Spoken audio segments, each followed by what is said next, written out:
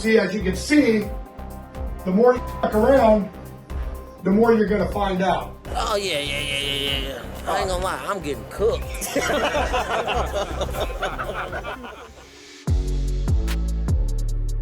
Congressman, what's up, dude? What's going on? Great name for your act. Tell us about it. So this is in addition to a letter that we've already sent previously about 2 months ago to the DA, the AG's office, the Board of Professional Review, Merrick Garland, as well as for the governor of Georgia, which basically looks into the unethical, unprofessional behavior. This is secondarily to this, which is the Against Foreign Funds for Allowing Inappropriate Relationships Act, or better known as the Affairs Act. I think that it's very clear that not only should this be dismissed, but there should be further investigation into the inappropriate and unethical relationship between her and the special investigator Wade, who, by the way, we determined was not even qualified to actually do an investigation for a RICO case. And even though he was not qualified, and there was much more qualified members, he was paid more than the qualified RICO investigators, and then was whining and dining Fani Willis behind the scenes without actually trying to separate the finances, which means that federal funding that was going to help with DA investigations was actually being weaponized and then unethically used in their affair. So now you are determining that Nathan Wade wasn't even qualified to work on this case. How did you make that determination? We looked at his previous case files as well as for others that the DA's office has used in the past. We also looked at what the going rate was for previous investigators, and he was paid exorbitantly much larger per hour fees for this investigation, even though he was less qualified as an investigator. So this guy is now lying to the court. He issued 2 different sworn statements that don't match up.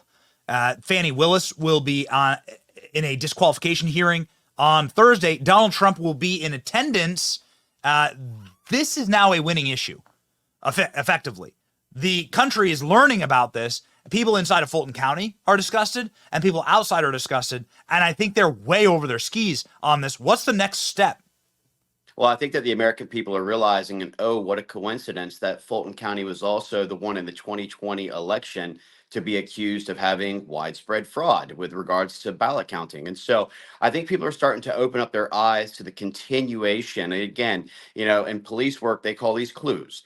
And so when we're looking at the fact that this continues to help, or hurt, I should say, their standings with regards to whether or not it is a proper investigation, when it looks at the fact that they're trying to claim it's not a weaponization of the justice system, which we know very well that the Department of Injustice, as I referred to them now, is essentially continuing to weaponize.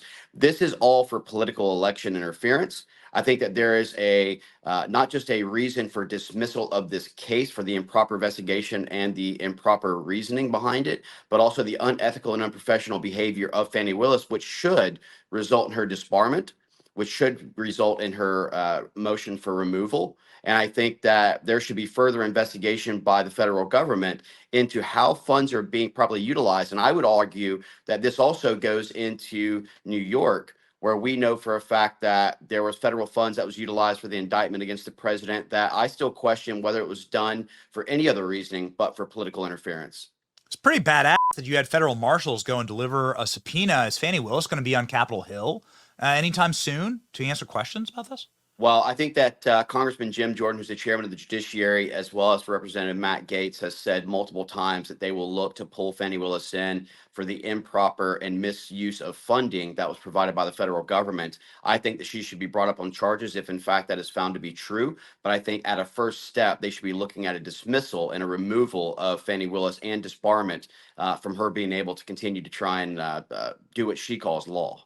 You presented a letter to our producers here that was written by your office asking for this disbarment. It's a very thorough letter. Can you summarize it for us?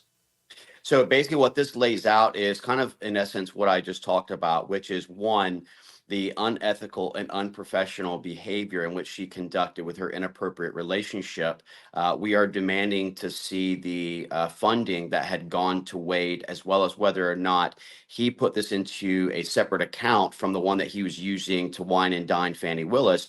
But it also asked for a professional board review by the general counsel for what is perceived to be clearly an unethical act. And so we lay out every one of the actual findings. We look at the questions that we want asked by each of the individual departments that we send it to. And we essentially feel that the bar makes it very clear that even the perception of unethical and unprofessional behavior is reasoning for the disbarment. And so I think that she has more than met that criteria and should be met with the full renders of justice. So you're a big fan of Donald Trump. You're friends with Donald Trump. You're oft at Mar-a-Lago and strategizing with Trump. You know his thinking quite well. Your thought process on Trump showing up for this hearing on Thursday, which should be a wild one. We did just preview how Donald Trump has done this time and time again, how he's been able to effectively rewire the corporate media narratives through his own gravitas and gravitational pull. Well, I think that he should actually be present. I think that it's more than right for him to go ahead and, again, under his constitutional rights, to be able to face his accusers. I mean, we know this is one of the things that we all have afforded to us, and that we are a nation which is, innocent until proven guilty, even though the Department of Injustice and this weaponized government thinks that you're, guilty until proven innocent, unfortunately. But no, I actually didn't coordinate this at all with the president or his team. This is something that I looked at. The American people are looking for accountability, and they're continuing to ask the representatives to do their jobs, the job that we swear an oath to. And so the bottom line is that under Article 1, we can keep talking about legislative branches, authorities, and the power of the purse, but that only works when you're actually willing to utilize it. And unfortunately, they do issue us a lapel pin in Congress, but not moral courage or a political spine to be able to go forward and do our job. That's what I'm trying to do here, is to try and look at accountability, to stop the weaponization, and to ensure that not only does this stop from the political, inter-election interference against President Trump, but if they are successful on this, who do you think is next? It's the American people. And so this is more about the broader picture of stopping this weaponization and getting accountability, so that we don't see this continuing on for other Americans, not just the president of the United States. That's exactly right. Congressman, personal question here. What is Donald Trump telling your son? He was actually talking to him about golf at the time, and he was saying that he heard that he was a great golfer and he should go out and beat his dad. He even did a video making fun of it and saying, you need to go beat your dad in golf again. And so, the president is such a great person. People just don't get to see who Donald Trump truly is. And he's a man who loves America, loves our future, loves the generations that are coming after us, and that who will lead this nation. That's what he's trying to do. He's fighting to keep America free for all of our kids, our grandkids, and the unborn. So you believe that Donald Trump's stroke of genius to show up at the trial on Thursday morning, do you believe that Donald Trump will give Big Fani a hard spanking? Well, I think I'll leave the hard spanking up to the justice system and to the judge to actually go ahead and render that verdict. But I think that I've laid out more than enough evidence, as has many others, to include Christina Bobb and Alina Habba, as well as for the rest of the council. But I think that you can't argue the fact that even the perception of an unethical or unprofessional relationship has been conducted. And that in itself, by the actual Board of Professional Review, by Barr, should be enough to remove her license and to make sure that she can't practice law any further. And I think that's a great first step. Yeah. Speaking of somebody who should be removed from the public space, Mitt Romney last night, when he betrayed this country and betrayed, along with 22 other Republican, shocking senators who showed their stripes, showed that they were Ukraine first, that they were foreign aid first. Before doing anything for this country, they want to shower and rain, fire hose cash that we don't have on other nations that are not America, protect other nations' borders. Last night, the Senate, to their great shame, passed a funding bill, nearly $100 billion more dollars, Congressman, for nations that are not America. Look, Mitt it's Romney, absolutely shameful. Mitt Romney went and said this, and I'd like to have you respond to it. Mitt Romney said, you see, funding other countries is the most important thing the United States Senate can do right now. Here's the clip. The vote we will soon take to provide military weapons for Ukraine is the most important vote we will ever take as United States senators. Do you agree with that? You're a veteran. You're very involved in these conflicts. You're a wise man. You've been deployed around the world. Do you agree with that sentiment? I don't agree with it at all. And in fact, isn't it very telling that the Senate will work throughout the night for another nation, but they won't work for our own country to secure our own borders?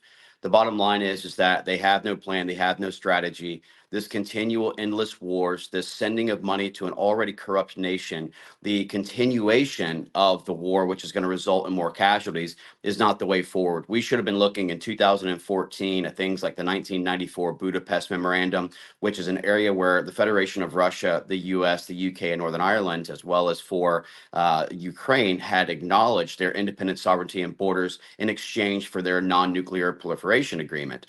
And so we should have been looking at the UN Security Council and others being able to do a job, which we know now that the UN only stands for useless nations, just like NATO essentially stands for now America takes over. So we need to start looking at the fact that we have to prioritize the things that matter most: our southern borders, the protection of our American citizens and our children, our sovereignty, our constitutional rights and freedoms that are constantly being challenged, and also the $34 trillion in debt that is going to result in over $900 billion next year in interest service payments. That's the equivalent of our entire annual national defense spending.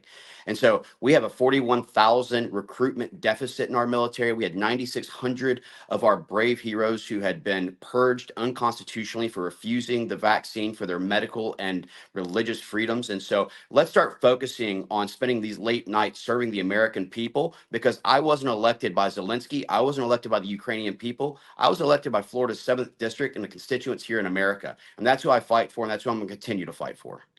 Congressman, just a final point, and I think it's a really important one, because I hear from veterans day and night. Some of them work on my staff. Some of them are in my own family. And they talk about our political class as a weakling class, people that would never put their body where their mouth is. You're one of the very few members of Congress who actually did deploy for America, that actually did sign up to serve this country, that actually understands what service is. Service isn't sitting inside of a car service in Washington, That's right. D.C. You actually did do that. It's very rare. We'd have a better country if there were more of you. But it does seem like people like Mitt Romney, who dodged the draft during Vietnam, and who said that his sons never signed up for the military because they were too busy serving his campaign. That's a literal quote. Mitt Romney has plenty of kids. Why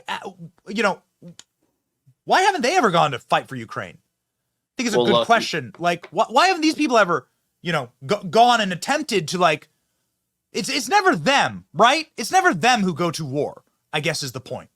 Well, as you remember from the Vietnam era, Creedence Clearwater Revival had a song called Fortunate Son. Yes. And it talked about these silver spoons. But the bottom line is we have to stop pointing at just the Mitt Romneys. There's an entire Senate chamber full of individuals who are willing to vote for wars, to include the two Democrat leaders, Chuck Schumer and Mitch McConnell, who continue to dump money into a war that they don't understand, they're unwilling to fight. Meanwhile, you've got other members in the House that has fought proudly, like J.D. Vance, who's a great senator from this great state of Ohio. But you also got, members in the U.S. House who have served proudly, like Eli Crane, like Ronnie Jackson, like myself, where I've spent, in total of my government service over 7 years in Iraq, over 3 years in Afghanistan, Kosovo, Pakistan, North Somalia, was blown up twice by roadside IEDs in 2006 in Baghdad, went to Afghanistan in 2021 to try and conduct the very first successful overland rescue, went to Israel by October 11th and was pulling out Americans. Look, what America needs are statesmen and representatives. What they don't need is more politicians that talk about what they would have done or what they will do, but are unwilling to stand up and make a change or actually fight for the American people. Yeah, that's right. Fortunate son. It's never the politicians' sons. It's never their families. Their families are on the receiving end of war. It's just they're on the receiving end of the Boeing and Lockheed Martin stock options. They're never in the actual trenches. I support fully, Benny, that we need to ban stock trading by every elected official, by their immediate family. We have to stop this idea that promoting war for the sake of your own financial benefits is somehow a tolerable action. Martha Stewart went to prison over insider trading. We can actually drive legislation that would manipulate stock prices or issue out more money to things like the Ukrainian war, which we know is going to result in 155 manufacturing by Raytheon or General Dynamics or Boeing or any of the others for aircraft. If they know that and they're invested in that, then how can they do it without an unethical or without any type of a conflict of interest? And so it's gone too far. We need to stop DC status quo. We need to bring back what it is to have a true constitutional republic and fight for the American people once again. Oh man, we'd have a different country if we had more people that actually understood what service is. Corey Mills is one of them. Everyone follow Corey Mills on X. Make sure that this congressman feels the love. Here is his X account, and ensure that we have a community here that like networks and supports people like Corey Mills. 21,000 followers. We're gonna get those numbers up, Congressman. I got rookie We're gonna numbers get those on numbers. my official account. Even my private account. The Corey Mills FL only has like I think 117. So I'm trying to. Oh, we have 117. Okay, let's throw the other one too. We're Follow both. We're starting to work. Follow both. Here we go. Hold on. We're gonna stay on, Congressman. We're gonna put the other one up too, so everyone can follow along. The point of this show is the kinetic power of all of us together fighting the same fight, being connected. They can't defeat it. You cannot defeat happy warriors. You cannot defeat an army of happy warriors, and that's what we are creating. God bless Corey Mills. Godspeed, sir. Well, God bless you, Benny. Thank you.